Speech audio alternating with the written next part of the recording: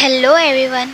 Episode 3 का start होता है लीतान के मैसेज से, जिसमें वो मुदे को कहते हैं कि वो अपना ग्रोसरी स्टोर भी सेल कर देंगे और उन पैसों से शाओशंग रिवर जाकर लोगों को पोर्ट्रेट दिखाएंगे जो उन्होंने बनवाया था और उनसे किलर और उसके साथी का पता करेंगे। मुदे साइड पर देखती है तो उसे बाहर लोरेन खड़ा दिखता है जो उसे अपनी फ़ोन की स्क्रीन दिखाता है जिस पर लिखा था कि वो उससे मिलकर बात करना चाहता है। मुदे भी उसे उसी तरह जवाब देती है और कहती है कि लोकेशन वो बताएगी।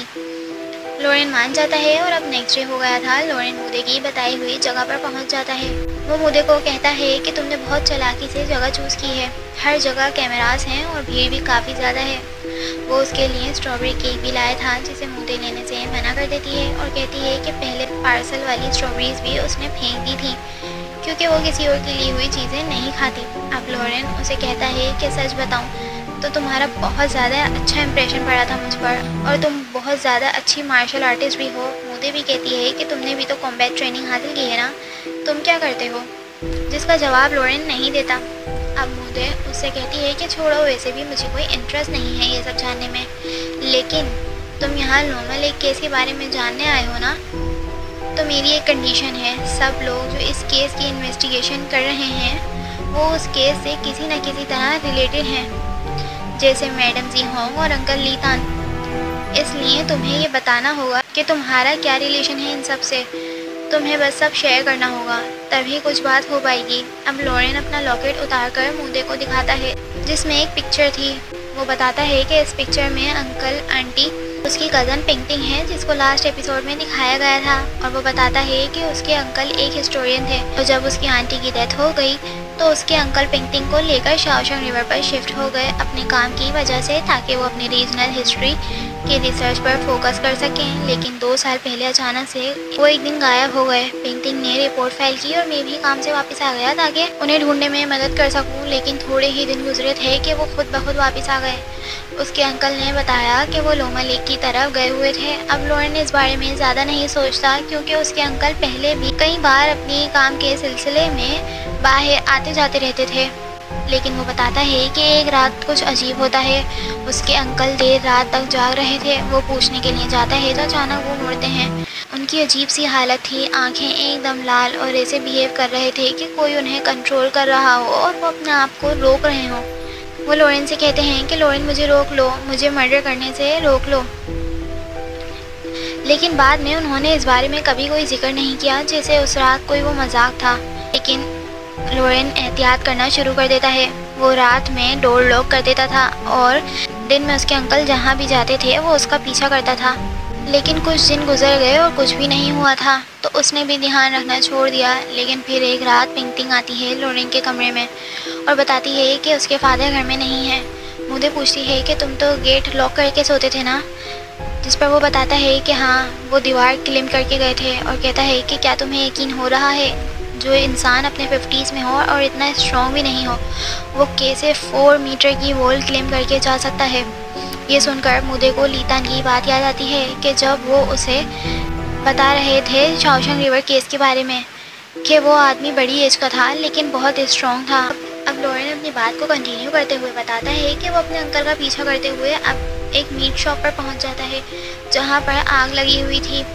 वो अंदर जाता है तो अंदर का सीन बहुत ज़्यादा हॉरिबल था और 2 लोग लड़ रहे थे आपस में, जिसमें से एक अंकल लीतान और उसके अंकल थे। उसे लगा कि अंकल लीतान मर रहे हैं क्योंकि उस टाइम पर अंकल लीतान ही थे जो उसके अंकल का गला दबा रहे थे। तो वो अनजाने में अंकल लीतान के सर पर हिट कर देता है, यानी कि जो अंकल लीतान पर हिट करने वाला था वो लोरेन ही था, लेकिन उसने ये सब अनजाने में किया था। अब लोरेन कंटिन्यू करते हुए बताता है कि उसने अंकल लीतान को हिट तो कर दिया, लेकिन जब बाद में अपने अंकल की तरफ देखा तो उनकी आंखें वैसी ही बिल्कुल लाल हुई हुई थी जैसे उनके ऊपर कोई खून सवार हो। और उसे फ़ौरन से ये देखकर पता चल गया कि वो गलत था, मर्डर अंकल लीतान नहीं बल्कि उसके अंकल थे। अब लोरेन अपने अंकल का पीछा करता है, लेकिन वो बहुत स्ट्रॉन्ग और बहुत स्पीड से भाग रहे थे जैसे वो उसके पुराने अंकल हैं ही नहीं। मुदे पूछती है कि फिर क्या हुआ। अब दिखाया जाता है कि उसके अंकल घर आ गए थे, ज़मीन पर बैठे थे। लोरेन और पेंटिंग भी थे वहाँ। उनके हाथ पर ब्लड था। लॉरेन पूछता है कि आपने किसी को मर्डर किया है क्या अंकल? वो कहते हैं कि मैंने कहा था ना मुझे बाहर मत जाने देना। लॉरेन अपने अंकल को रस्सी से बांध देता है और कमरे में लॉक कर देता है और अंकल लीतन के पास जाता है सब पूछने। वो उसकी कार में बेहोश पड़े हुए थे। लॉरेन उसे उठाने की कोशिश करता है और पूछता है कि क्या हुआ था, लेकिन वो तो कुछ और ही कहे जा रहे थे कि लिया जिंग मैंने उसको पकड़ लिया है, तुम्हारी बर्थडे का गिफ्ट और वगैरह वगैरह। लॉरेन देखता है कि उनके सर से तो खून निकल रहा है, तो वो जल्दी से उसे हॉस्पिटल ले जाते हैं और अब उन्हें वहाँ छोड़कर वो जल्दी से अपने अंकल के पास जाने के लिए निकल जाता है। लेकिन घर पहुंचकर देखता है कि उसके अंकल तो मर चुके हैं और इसी वजह से पिंकटिंग पागल हो गई है। बोलता है कि मुझे नहीं पता कि उनके साथ क्या हुआ था, लेकिन उनकी डेथ को सुसाइड डिक्लेयर कर दिया गया। लेकिन ऐसा कैसे हो सकता है कि पिंकटिंग उन्हें देखकर पागल हो जाए? और उसने देखा भी था ये सब, तो ऐसा हो सकता है कि वो पागल ही हो जाए। फिर उसे चुनजाओ मिली जिसने उसे लियू सुहाई के बारे में बताया कि किस तरह वो मरा था, जिससे उसे पता लगा कि शायद पिंकटिंग ने भी ये सब देखा हो अपने फादर को करते हुए, इसीलिए वो पागल हो गई हो। फिर लॉरेन ने केस इन्वेस्टिगेशन स्टार्ट कर दी। उसे लोमा लेक केस के बारे में पता लगा, लेकिन वो बोलता है कि उस केस का कल्प्रिट मेरे अंकल नहीं हो सकते थे, क्योंकि उस टाइम पर तो वो अब्रोड में अपनी पढ़ाई हासिल कर रहे थे और उसकी इन्वेस्टिगेशन अब जिहोंग पर आकर रुक जाती है। वही उस केस का सेंटर पॉइंट थी। लॉरेन कहता है इसीलिए मुझे तुम्हारी मदद चाहिए मुदे। मुदे कहती है कि वो मर्डर नहीं हो सकती, जिस पर लॉरेन कहता है कि हो सकता है ना हो, लेकिन उन्हें ये पता ज़रूर है कि मर्डर कौन है, लोमा लेक केस का। क्योंकि कल जब मेरी उनसे बात हुई तो वो मुझसे पूछ रही थी कि वो क्यों नहीं आया तुम्हारे साथ। मुझे लगा वो मेरे अंकल के बारे में पूछ रही हैं, लेकिन एक मरा हुआ आदमी कैसे मेरे साथ आ सकता है? फिर उन्होंने मुझसे पूछा कि वो मरा नहीं है अभी तक, जिससे मुझे पता लगा कि वो मेरे अंकल के बारे में नहीं बल्कि किसी और के बारे में बात कर रही हैं, रियल कल्प्रिट के बारे में। और उनकी बात करने के अंदाज से पता लग रहा था कि वो कल्प्रिट को जानती हैं, इसीलिए मैंने उन्हें टेस्ट किया। और वो जिहोंग से पूछता है कि लोमा लेक केस का कल्प्रिट कौन है और तुम रियल जिहोंग नहीं हो ना? और वो मुदे को कहता है कि उसके बाद का सब तुम जानती हो। अब मुदे को याद आता है कि जिहोंग एक और केस की इन्वेस्टिगेशन कर रही है जो कि किसी गांगवा की थी। वो भी लोमा लेक केस ही की तरफ रहता था लियाचिंग की बिल्डिंग में। और लोमा केस के बाद थोड़े ही दिनों बाद वो कहीं गायब हो गया था। फिर उसका सामान दाथोंग रिवर से मिला था, इसलिए उसे डेड डिक्लेयर कर दिया गया। दातोंग का नाम सुना सुना लगता है मुदे को, तो लॉरेन बताता है कि लियू सुहाई की कार दातोंग की रिवर में चली गई थी उसके साथ ये सब होने से पहले। अब सीन शिफ्ट हो जाता है। मुदे अपने मदर के रूम में गांगवा की फाइल ढूंढ रही थी, इतने में वहाँ जिहोंग आ जाती है। वो पूछती है कि क्या कर रही हो? मुदे बताती है कि मैं टेंपल में प्रे कर रही थी, आजकल बहुत कुछ अजीब चीज़ें हो रही हैं ना, इसलिए। अब वो बाहर आ जाती है, वहाँ लॉरेन खड़ा था। उसको बताती है कि उसे फाइल कहीं भी नहीं मिली। लॉरेन कहता है कि चलो कोई बात नहीं, मैं फांगो से बात करूँगा, उसके पास ज़रूर फाइल्स की कॉपीज़ होंगी। अब वो कहता है कि उसे 3 केसेस के बारे में पता लग तो गया है, लेकिन अब उसे उन सब के बीच का कनेक्शन के बारे में पता करना है। मुझे पूछती है कि हमें तो 2 केस के बारे में पता है, 3 कहाँ से हो गए? लॉरेन कहता है कि हाँ, तुम्हें तो दालोंटियर केस के बारे में नहीं पता ना अभी तक। ऐसा करो ना, तुम मेरे घर चलो, मेरी हेल्प भी कर देना शिफ्टिंग में, और मैं तुम्हें डिटेल भी बता दूंगा। मुझे कहती है कि नहीं, अभी तो काफ़ी रात हो गई है, इसलिए मैं नहीं आ सकती। तो लॉरेन भी कह देता है कि ठीक है, और मुझे वहाँ से जाने लगती है। इतने में लॉरेन अपने गेट का पासवर्ड खोलने लगता है। उसका घर मुदे के घर के बिल्कुल सामने था। मुदे ये देख के हैरान हो जाती है, और अब वो ये देखती है कि उसका घर इतना करीब है, तो वो उसके साथ जाने के लिए मान भी जाती है। लॉरेन उसे अपने रूम में ले जाता है, क्योंकि उसकी सब फाइल्स और इन्फॉर्मेशन वगैरह वहीं रखी थी। वो वहाँ जाकर देखती है कि लॉरेन अपने रूम से पूरा बार और यहाँ तक कि मुदे का कमरा भी देख सकता है। और अब लॉरेन मुदे को बताता है कि लियू सुहाई ने उस रात 2 केसेस के बारे में बताया था चुनजियाओ को, एक तो लोमा केस और दूसरा जो चुनजियाओ ने रेस्टोरेंट में शेयर नहीं किया। लेकिन लॉरेन ने उसे पैसे देकर दूसरे केस के बारे में भी पूछ लिया था। ये केस प्रेजेंट से 5 साल पहले हुआ था दालोंटियर में। बताता है कि केस का पैटर्न बिल्कुल सेम था, पहले मर्डर और उसके बाद फिशिंग लाइन से हैंग कर देना। लेकिन इस केस के बारे में किसी को नहीं पता। अब लॉरेन तीनों केस मुदे को दिखाता है और बताता है कि पहले केस और दूसरे केस के दरमियान 17 साल का फ़र्क है। इसलिए मैं नहीं मानता कि फ़र्स्ट केस का कल्प्रिट लियो सोहाई है, इसलिए मैं बहुत कंफ्यूज था पहले, लेकिन जब तुमने मुझे गांगुआ के बारे में बताया तो मेरी कंफ्यूजन दूर हो गई। और वो अपना पीओवी बताता है कि इंसिडेंट के बाद गांगुआ गायब हो गया और उसका सारा सामान दातोंग रिवर से मिला था और उसी टाइम वहाँ लियो सोहाई की कार उस रिवर में चली गई थी। और फिर बाद में जहाँ लियो सोहाई मरा उस टाइम लॉरेन के अंकल उसी जगह पर थे। 5 साल पहले वो किसी ट्रिप पर थे और उनकी फ़्लाइट कैंसिल हो जाने की वजह से उन्हें अपनी रात गुजारने के लिए होटल बुक करना पड़ा था और ये वही चुनजाओ वाला होटल था और उनका रूम भी बिल्कुल लियो सोहाई के बराबर में ही था। इसलिए जब लियो सोहाई मरा तब मेरे अंकल बिल्कुल वहीं पर थे। और वो बताता है कि जिस तरह चुनजाओ ने बताया कि लियो सोहाई के बैग से स्किन का एक टुकड़ा गायब था, इसी तरह मेरे अंकल की भी स्किन कटी हुई थी। मुझे कहती है कि इसका मतलब एक आदमी मर्डर करता है और मर जाता है तो वो अपना काम दूसरे को ट्रांसफ़र कर देता है और इसी तरह वो दूसरे को और फिर वो दूसरे को। लॉरेन कहता है कि इन सब के पीछे कोई है जो उन सब की स्किन ले जाता होगा अपनी ट्रॉफी के तौर पर। लॉरेन कहता है कि जिस तरह लियो सोहाई की डेथ के टाइम मेरे अंकल वहाँ थे, इस तरह अंकल की डेथ के टाइम पिंगटिंग वहाँ थी। इसका मतलब अब वो जो कुछ है पिंगटिंग के पास है। पिंगटिंग को दिखाया जाता है जो क्रीपी तरीके से अपने रूम में डांस कर रही थी। अब सीन फिर शिफ्ट हो जाता है मुदे पर। मुदे बार में आ गई थी। यनहुआ उसे रोक के कहता है कि आप अकेले इतना काम मत किया करें, मुझे अपना चेला बना लें, मैं सब काम अच्छे से करूँगा।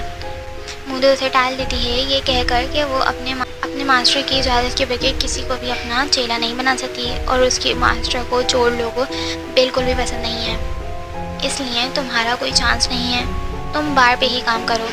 थोड़ी देर बाद का सीन दिखाया जाता है। यानहुआ अपनी मार्शल आर्ट्स की ट्रेनिंग कर रहा था और 13,000 उसको डीमोटिवेट कर रहा था। मार्शल आर्ट्स किसी काम का नहीं है, अगर तुम्हारी फ़ाइट किसी से हो जाए तो ये सब तुम्हारे किसी काम नहीं आएगा, वो तुम्हें शूट कर देगा और तुम्हारा काम ख़त्म। लेकिन उसे क्या पता वो तो मार्शल आर्ट्स मुदे को इम्प्रेस करने के लिए सीख रहा है और यही उसका ड्रीम है। तो अब 13,000 भी अपना ड्रीम बता ही देता है कि उसको कोई ब्यूटीफुल सी और अमीर सी लड़की मिल जाए ताकि वो उसे शादी कर ले। और अब वो वापस से यनहुआ को डिमोटिवेट करने लगता है, लेकिन यनहुआ ज़रा सा भी उसको सीरियस नहीं लेता क्योंकि उसके ऊपर मुदे को अपना न्यू रूप दिखाने का भूत सवार है। और अब मुदे को दिखाया जाता है जो कि सो रही थी, उसे एक बुरा ख्वाब आ रहा था जिसकी वजह से वो उठकर बैठ जाती है। वो अपनी विंडो के बाहर देखती है तो लॉरेन के रूम की लाइट्स अभी तक जल रही थी। अब वो वापस से केस के बारे में ही सोचने लगती है कि जब लियो सोहाई मरा तो चुनजाओ उधर थी। इतनी सी देर में कौन उसकी स्किन का टुकड़ा इतनी सफाई से काट कर लेकर जा सकता है। और ऐसा ही लॉरेन के अंकल के टाइम पर पिंगटिंग उनके साथ ही थी। इतने से ही वक्त में कोई उनकी स्किन कैसे ले जा सकता है, ये कोई इंसान नहीं हो सकता। अब नेक्स्ट मॉर्निंग हो जाती है। मुदे और जिहोंग बैठे थे। मुदे जिहोंग से कहती है कि अंकल लीतन बहुत ही फ्रस्ट्रेटिंग है और अजीब से हैं। उनकी गर्लफ्रेंड ली आचिंग वो सिर्फ अंकल लीतन की गर्लफ्रेंड थी। उसके लिए उन्होंने अपनी पूरी लाइफ ख़राब कर दी, अपनी जॉब छोड़ दी और ग्रोसरी स्टोर पर काम कर रहे हैं।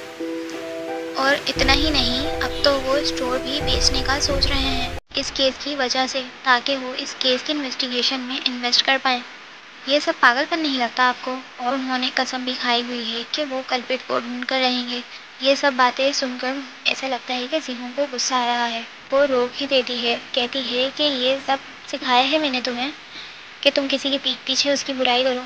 मुदे उसे सॉरी कहती है और अब मुदे जिहोंग को लॉरेन के बारे में बताती है कि जो लॉरेन है ना, उसके अंकल की डेथ हो चुकी है और उसकी इस वजह से उसकी कज़न पागल हो गई है और ये सब उसी केस से रिलेटेड है, यानी कि लॉरेन भी इन सब चीज़ों में हमारी ही तरह एक विक्टिम है। इसीलिए अगर हमें ये सब ठीक करना है तो लोमा लेक केस के बारे में पूरी तरह जानने की ज़रूरत है। अगर आप कुछ भी जानती हैं तो क्या आप बता सकती हैं?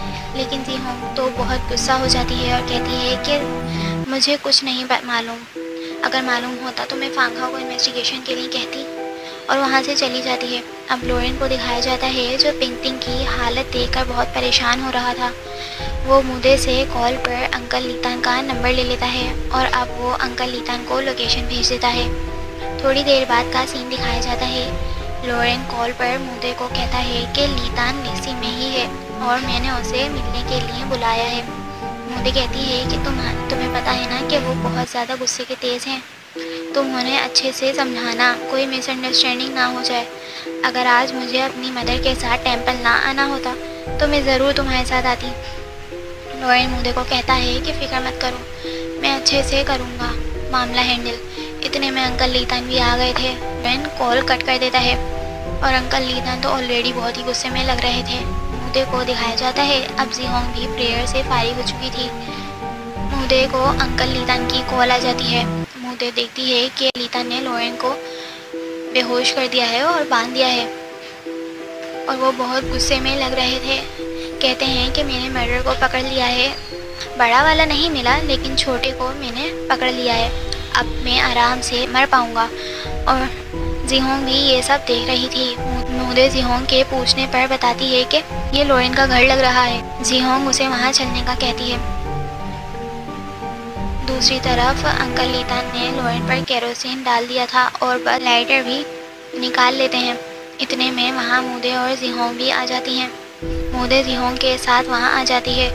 मुदे उसे समझाने की कोशिश करती है कि लेकिन अंकल लीतान ज़रा भी मुदे की बात नहीं मानते और कहते हैं कि मेरी पूरी लाइफ ख़राब हो गई, इसे नहीं छोड़ सकता।